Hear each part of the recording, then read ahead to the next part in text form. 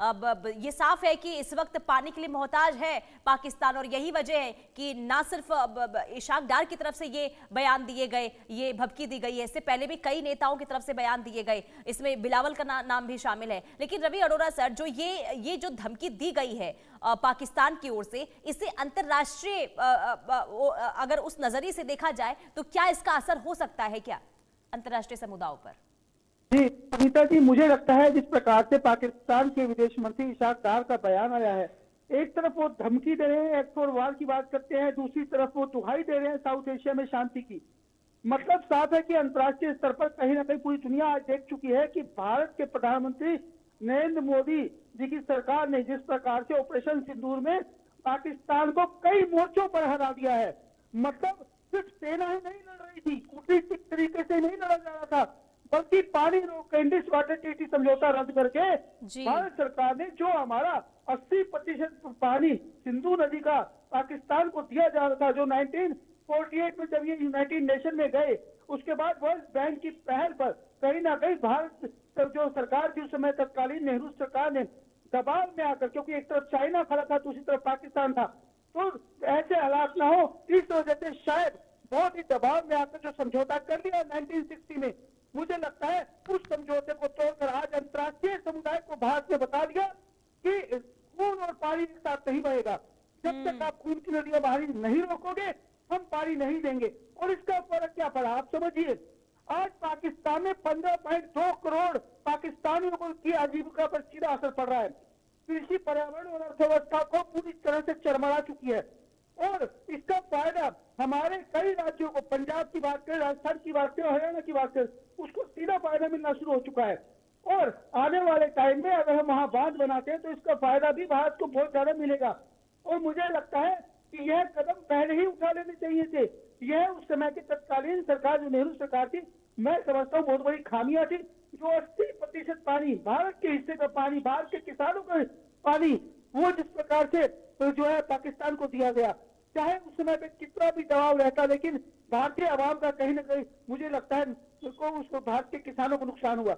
लेकिन अब भारत सरकार का यह कदम कई मोर्चों पर पाकिस्तान को ध्वस्त करता नजर आ रहा है।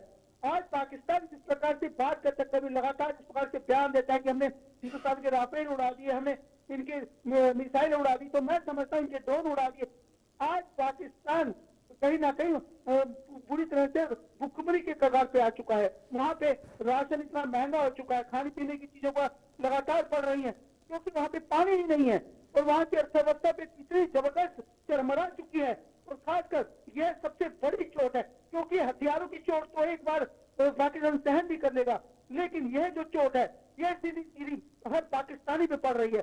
अब ये भारत से पाकिस्तान की सरकार को सोचना है कि अगर उसने भारत के साथ रिश्ते अच्छे बनाने हैं तो उसे खून की नदियां जो बहाने वाले अपने आतंकी संगठनों को लगातार फंड देता है, IMF से कर्जा लेकर आता है, और उसी फंड का इस्तेमाल भारत के अंदर जिस प्रकार से हथियारों के बल पर निर्दोष नागरिकों को मारने के लिए करता है, उसे रोकना पड़ेगा।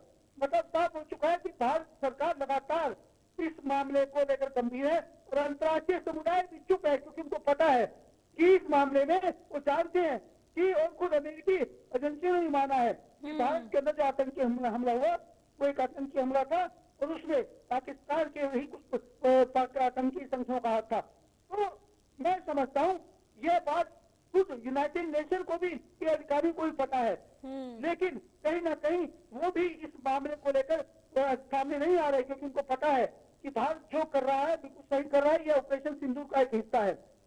और इंडिस वाटर ट्रीटी समझौता रद्द करना, मैं समझता हूँ इसका प्रयास पहले भी किया गया, क्योंकि ये सिर्फ 3 नदियां नहीं है, ये हमारे किसानों के साथ बहुत बड़ा नुकसान था। और लगातार जिस प्रकार से कर्नल का बताया कि लगातार जिस प्रकार से हमारा पानी कई दशकों तक पाकिस्तान लेता रहा, हमारे किसानों का हिस्सा, आज को इंसाफ मिला है।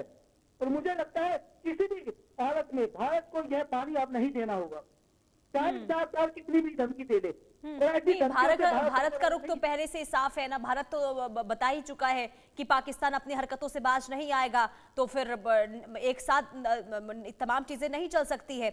और ऐसे में ये बार बार ये भभकी देना, इसका असर भारत पर होगा भी नहीं। लेकिन टीपी त्यागी सर, मैं आपसे ये समझूंगी, क्योंकि ये देखिए आपने भी बताया कि ये पहली बार तो है नहीं, पाकिस्तान बार बार इस तरीके से धमकी देता रहा है। तो ऐसे में पाकिस्तान की इन धमकियों को कैसे देखा जाए? क्या ये सिर्फ चेतावनियां, जो इन पाकिस्तान की चेतावनी है उसको गंभीर तौर पर देखा जाए, या फिर बयानबाजी जो हमेशा से होती रही है वो आगे भी होती रहेगी, इस तरीके से देखा जाए? देखिए, कल को क्या होगा ये तो भविष्य के गर्त में छिपा है, लेकिन जो पुराने समय में हुआ है उसके हिसाब से अगर देखा जाए तो पाकिस्तान की धमकियां खोखली हैं। ये करते कुछ नहीं सकते, सिर्फ धमकियां देते हैं। अगर आप उनके लोगों को सुनो तो वो ये कहेंगे कि हमने तो ऑपरेशन सिंदूर में हिंदुस्तान को हरा दिया। अब बताइए, नंग बड़ा परमेश्वर से हमने सैटेलाइट तस्वीरें दिखाई, हमने पिक्चर दिखाए, वीडियो दिखाए, हमारे फौज के लोगों ने आके सबके सामने बताया, उसके बाद भी कह रहे हैं कि नहीं जी हमने तो कर दिया। हमने तो यहाँ तक बताया कि केवल पाकिस्तान नहीं, चाइना भी, टर्की भी, अमेरिका भी और पाकिस्तान भी, इन सबको हमने 4 दिन में मुकम्मल जवाब दिया। क्या तो फिर उसके बाद भी कहते हैं नहीं जी तो हम जीते हैं और हमने अपने जनरल को फील्ड मार्शल बना दिया। और फिर आगे जो कुछ हुआ आप जानते हैं। तो क्या मतलब हुआ? झूठ और षड्यंत्र और चंदे के ऊपर चलने वाले इस देश में केवल झूठ है और इनकी धमकियों का कोई मीनिंग नहीं है। पर अब मैं एक बात और बताता हूँ, जब ये संधि हुई थी इंडस वाटर वैली, तो उस समय 2 बातें रख दी गई थी। क्या कि हिंदुस्तान चेनाब के ऊपर, झेलम के ऊपर और ये जो नदियां इंडस, इन नदियों के ऊपर हाइड्रो इलेक्ट्रिक डैम बना सकता है। ये भी बात रख दी गई थी कि इनका पानी वो अपने लिमिटेड इरिगेशन के लिए इस्तेमाल कर सकता है। अब उसका हमने इस्तेमाल इतने सालों तक नहीं किया। इसका मतलब ये तो नहीं है कि जो गलती हम पहले कर चुके हैं उसे अब ना सुधारे। तो ये इंडस वाटर ट्रेटी का रोकना, बंद करना असलियत में हमारी ही की हुई पहली गलती का सुधारना है। वरना इनिशियली ही 20:80 के प्रोपोर्शन में इसका बंटवारा क्यों होता? तो ये तो एक बात हो गई। अब दूसरी बात धमकी के बारे में ये और कहना चाहता हूँ। इन्होंने धमकी दी, जैसा मैंने आपको पहले बताया कि हम साउथ एशिया में एक अपना अलग ब्लॉक बना लिया है, जिसमें पाकिस्तान होगा, बांग्लादेश होगा और चाइना होगा। इन तीनों देशों के लीडर्स की जून 2025 में चाइना में एक मीटिंग हुई। उस मीटिंग में इन्होंने इंटरनेट एरिया में एक अपना स्पेशल सिस्टम भी तैयार कर लिया फॉर म्यूचुअल कम्युनिकेशन। और ये कहा गया कि इससे साउथ एशिया के अंदर सार्क का प्रभाव कम होगा। सार्क एक पुरानी संधि है जो south Asian association for regional cooperation है, उसके अंदर बहुत सारे देश हैं। अब जब ये कहते हैं, हिंदुस्तान के ऊपर आरोप लगाते हैं कि हिंदुस्तान इंस्टेबिलिटी पैदा कर रहा है साउथ एशिया में, तो क्या इस ब्लॉक से साउथ एशिया में इंस्टेबिलिटी पैदा नहीं होगी? तो यानी कि ये भी झूठ।